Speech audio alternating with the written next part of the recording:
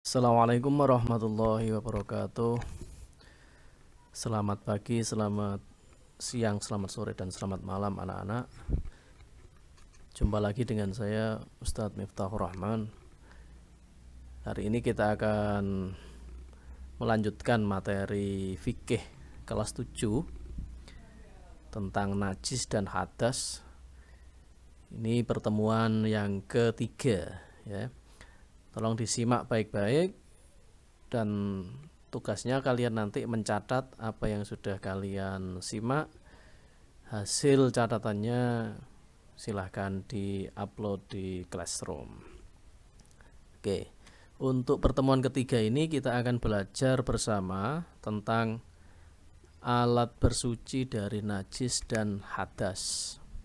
Apa saja alat bersuci yang bisa kita gunakan untuk menghilangkan najis dan hadas? Mari kita ikuti bersama. Alat bersuci untuk menghilangkan najis dan hadas secara garis besar itu terbagi menjadi 3. Yang pertama adalah air. Ya, nah, air itu nanti macamnya ada banyak, akan kita jelaskan satu persatu. Yang kedua adalah debu. Jadi selain air, alat bersuci itu debu. Jadi kalau kalian sulit menemukan air, maka ketika mau sholat tidak ada air, boleh diganti dengan debu. Tapi fungsinya tidak digunakan sebagai alat untuk berwudu. Kalau debu digunakan untuk tayamum. Yang berikutnya adalah benda padat. Dalam hal ini diwakili oleh batu. Sebenarnya benda padat itu ada banyak yang bisa digunakan ya. Nanti lebih jelasnya akan kita bahas satu persatu dari ketiga macam alat bersuci berikut ini. Yang pertama adalah untuk air ya. Jadi air, macam-macam air. Air ini secara garis besar juga dibagi menjadi 3. Yang pertama adalah tohirun mutohirun. Kalau di Indonesia kan maksudnya adalah air yang suci dan menyucikan. Itu gambarnya sengaja saya buat contohnya, salah satunya adalah laut. Jadi air laut itu suci dan menyucikan, alias lazim disebut sebagai air mutlak. Itu adalah air suci dan bisa dipakai untuk bersuci atau suci menyucikan. Dalam bahasa fikih biasa disebut dengan ma'un tohirun mutohirun, air yang suci dan menyucikan. Apa saja? Nah, nanti kita sampaikan setelah ini. Yang kedua adalah ma'un tohirun ghairu mutohirin, air yang suci tapi tidak menyucikan. Itu saya ambil contoh air kelapa, air degan. Itu suci airnya, tapi kita tidak boleh berwudu atau mandi menggunakan air kelapa. Selain tidak sah, juga eman-eman kalau dipakai mandi atau wudu, mubadir. Mending kita buat minum aja. Yang berikutnya, jadi tohirun ghairu mutohir itu adalah suci tapi tidak menyucikan. Banyak contohnya ya. Selain air kelapa, ada air nira, pokoknya yang keluar dari tumbuh-tumbuhan. Semua buah yang berair dari tumbuh-tumbuhan itu suci tapi tidak bisa digunakan untuk bersuci. Berikutnya adalah ma'un mutanajjisun atau air mutanajis. Apa itu air mutanajis? Air yang asalnya suci tapi terkena najis. Itu contohnya ada wadah terisi air terus dijilat oleh anjing, maka air yang semula itu suci berubah menjadi air yang najis karena terkena barang najis, yakni air liur anjing.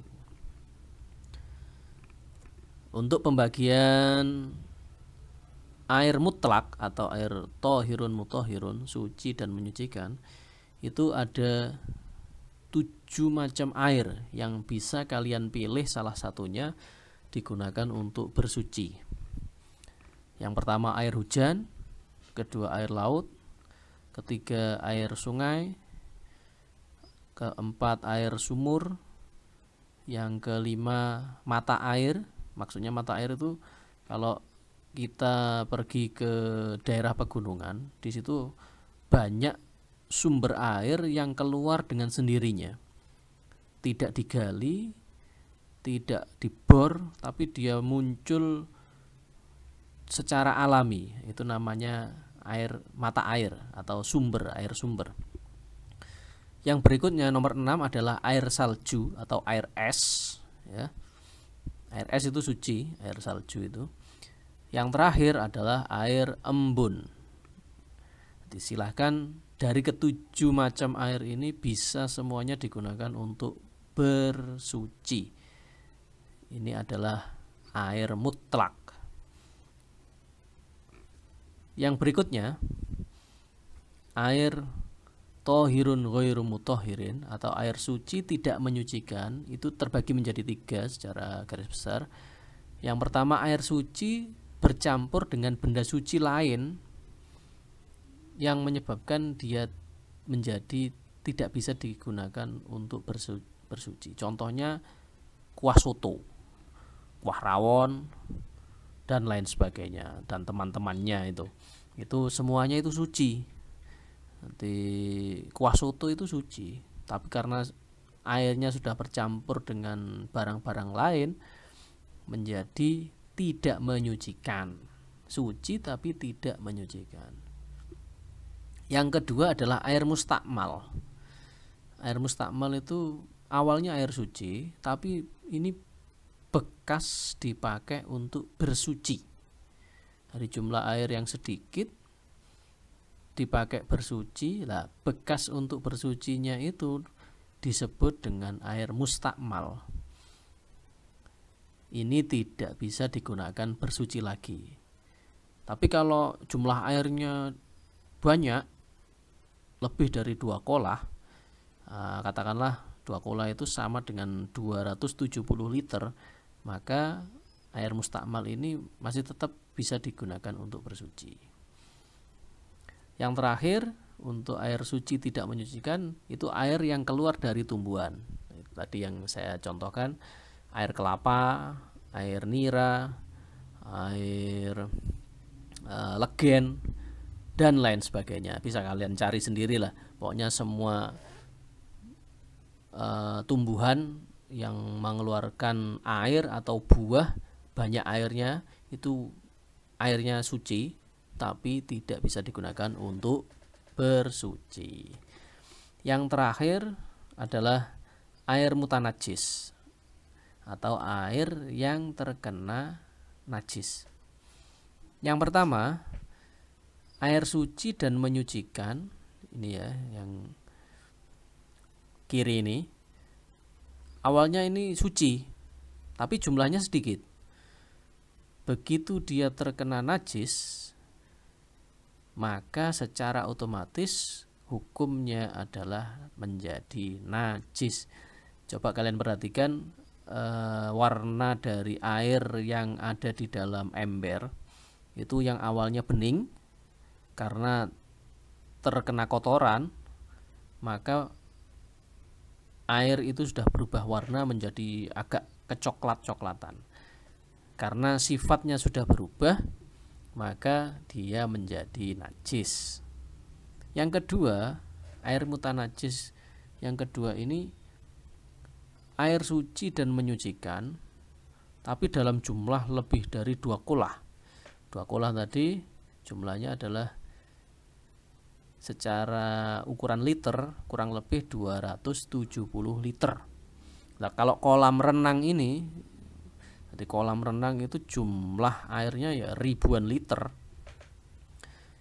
Itu kalau airnya suci yang diisikan ke dalam kolam, maka ketika terkena najis namun tidak merubah dari sifat-sifat air, maksudnya sifat air itu ada 3 ya, yang pertemuan sebelumnya sudah saya jelaskan, baik itu bau, rasa, dan warna itu tidak berubah, maka air itu dihukumi tidak najis alias tetap suci. Jadi umpama kalian berenang di dalam kolam renang yang ukuran kolam renangnya 10 kali 15 meter umpamanya, itu kalau diisi air itu kurang lebih kira-kira 25.000 liter umpamanya. Kok kamu kencing di dalam kolam berenang terus kebelet buang air kecil atau kencing di dalam kolam, itu kok kamu kencing dalam kolam, maka selama tidak merubah sifat air, maka air itu tetap suci. Jadi insya Allah kalau di dalam kolam yang ukurannya seluas itu, kamu kencing di dalam situ, tidak akan bisa mempengaruhi sifat air. Baik bau, rasa, dan warna tidak akan berubah. Itu air mutanajis, maka tetap dihukumi tidak najis. Dari pemaparan yang sudah saya jelaskan bisa diambil kesimpulan. Yang pertama, ditinjau dari kedudukan dan hukum penggunaannya, air dibagi menjadi 3 kategori. Yang pertama air suci dan menyucikan, atau tadi disebut dengan air mutlak, ma'un tohirun mutohirun bahasa fikihnya. Yang kedua air yang suci namun tidak menyucikan, ma'un tohirun ghairu mutohirin, suci tidak menyucikan. Yang terakhir air yang terkena najis atau lazim disebut dengan air mutanajis. Itu kesimpulan yang pertama. Yang kedua, sebagai pengganti air, batu dapat digunakan sebagai alat bersuci dengan syarat sebagai berikut. Yang pertama, jadi kalau kamu mau bersuci habis BAB nggak ada air, boleh pakai batu. Syaratnya harus menggunakan 3 buah batu. Terus batu yang digunakan harus batu yang dapat membersihkan. Maksudnya batu yang dapat membersihkan itu batu yang utuh, yang tidak kropos, yang padat. Terus kondisi najis belum mengering, masih basah. Najis belum berpindah. Syarat berikutnya, najis tidak bercampur dengan benda lain. Jadi masih murni bentuknya, tidak meluber. Batu dalam keadaan tidak basah, jadi harus kering. Dan yang paling penting, batu itu dalam keadaan suci. Jadi kalau mau bersuci pakai batu, batunya harus suci. Tidak boleh batu yang sudah kotor, kena kotoran kamu pakai untuk bersuci, itu tidak bisa. Ini biasanya bisa dipakai untuk istinja ya, batu itu. Kesimpulan yang terakhir adalah kita diperbolehkan menggunakan benda padat apapun selain batu dengan syarat yang pertama adalah harus suci. Yang kedua, benda itu padat dan kering. Yang ketiga, mampu menyerap, menghilangkan, dan membersihkan. Yang terakhir, benda itu bukan benda yang dihormati dan sangat dibutuhkan. Artinya benda ini bukan kebutuhan pokok. Ya, kita ambil contoh yang lazim digunakan sekarang itu adalah tisu ya. Di toilet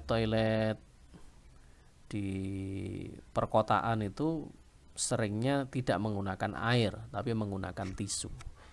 Boleh karena termasuk benda padat. Itu kesimpulan dari materi kita pertemuan yang ketiga kali ini. Oke, saya rasa cukup materinya, tidak perlu panjang lebar nanti karena durasi videonya kalau terlalu panjang kalian juga akan kehabisan kuota. Terima kasih, itu materi pertemuan ketiga dari saya. Kalau ada penjelasan yang kurang jelas silahkan bisa ditelepon atau WA ke nomor saya itu 0856 350 3259 atau kirim email ke alamat email saya arben13@gmail.com. Kurang lebihnya mohon maaf. Saya akhiri, ihdinas siratal mustaqim. Assalamualaikum warahmatullahi wabarakatuh.